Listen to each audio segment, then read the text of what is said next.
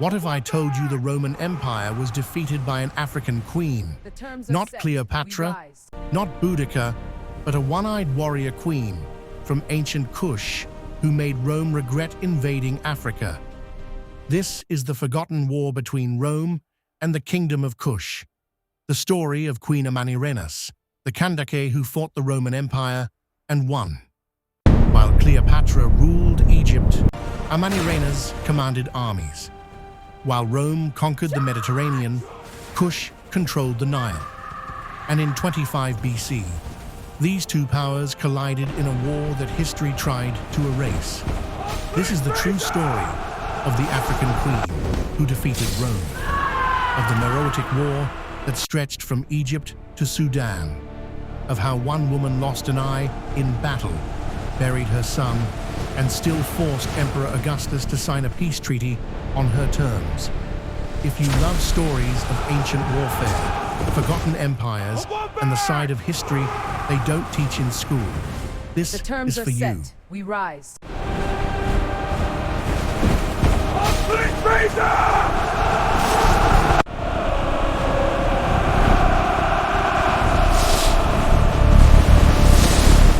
In the winter of 25 BC, the Roman Empire stretched from the cliffs of Britain to the dunes of Syria. It was an engine of conquest, and it had just swallowed Egypt. But south of the First Cataract, where the Nile turns red with iron-rich soil, an empire of its own was watching. Rome made a fatal calculation. They assumed distance would protect them. They assumed a crown worn by a woman meant weakness. They were about to learn the truth about Kush and about a queen The Nile is who our path. refused We to strike kneel. here. My queen, the legions are ready. We will let them come. We will be waiting.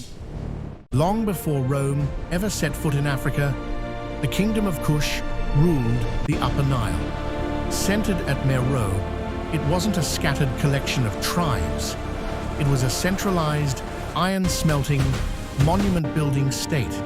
The Kushites controlled the gold routes, commanded elephant hunters, and maintained a standing army trained in archery, cavalry, and close-quarters shock tactics. Their rulers carried the title Kandake, a matrilineal crown, passed through queens as often as kings. By 25 BC, Amanirenas sat on that throne. Rome had just annexed Egypt after the death of Cleopatra. But Egypt's southern border was porous. Roman troops were stretched thin, and the newly appointed prefect of Egypt, Aelius Gallus, made a critical error. He marched the majority of his forces into Arabia Felix, leaving the southern frontier guarded by undermanned garrisons. Amanirenas didn't wait for Rome to strike first. She recognized a The moment Nile of is our path. vulnerability, We strike here. and she moved. My queen, the legions are ready. We will let them come. We will be waiting.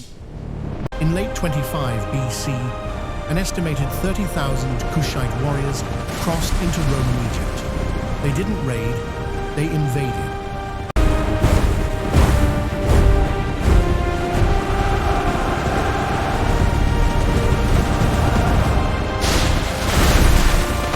Cities like Syene, Elephantine, and Philae fell in rapid succession.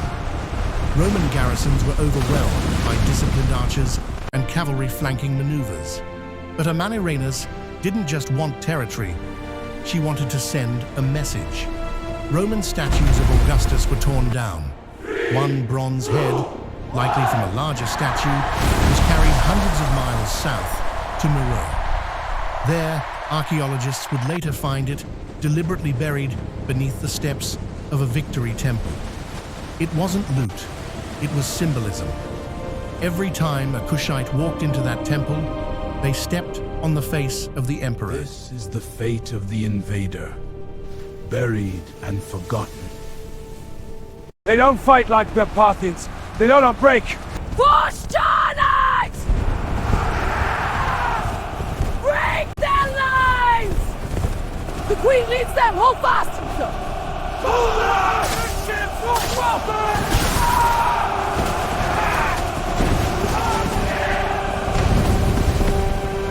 Kushite offensive lasted months.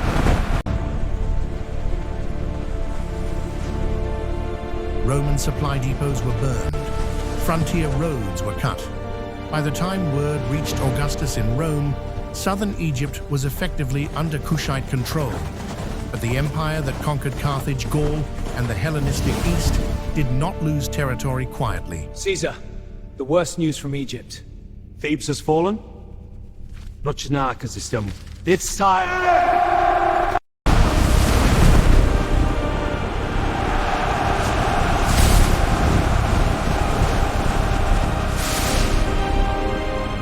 Augustus dispatched Gaius Petronius, a seasoned commander who understood desert warfare. Egypt and Kush. Petronius didn't repeat Gallus's mistake.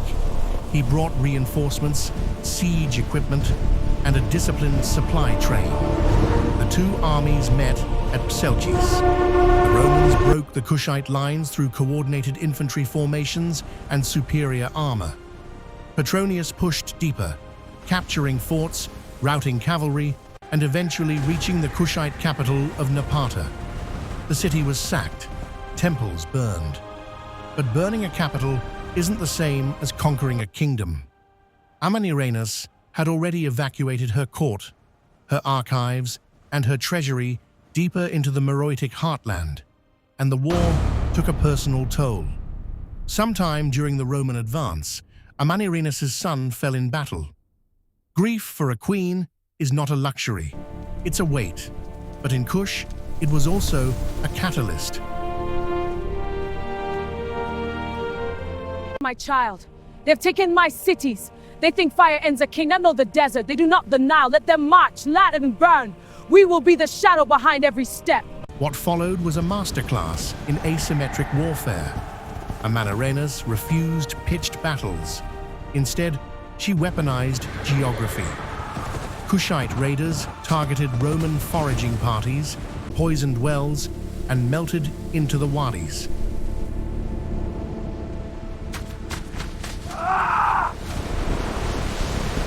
They're gone! Where are they? Now!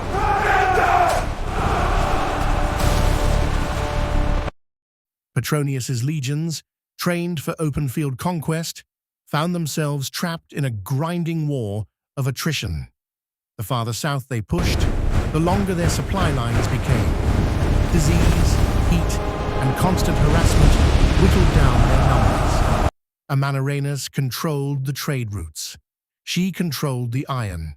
She controlled the morale of a people who saw their queen fighting in the dust, not commanding from a palace. Petronius realized the truth. Roman commanders rarely admit. You can defeat an army, but you cannot occupy a desert that refuses to feed you.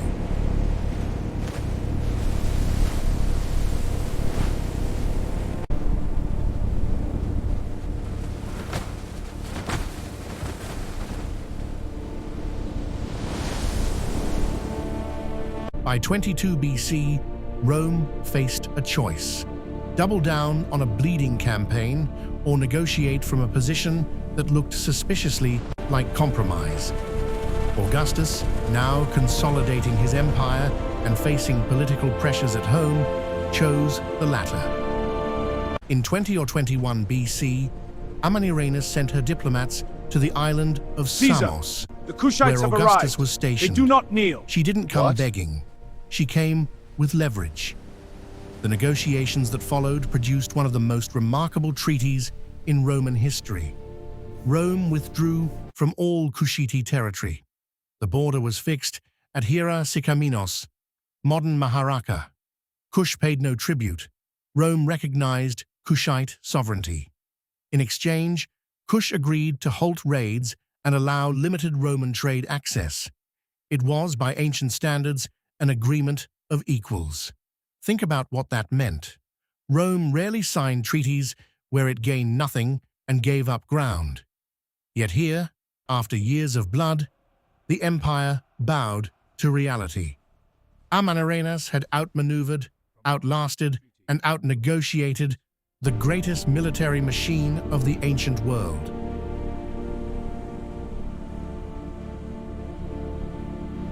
Amanirenas ruled until roughly 10 BC.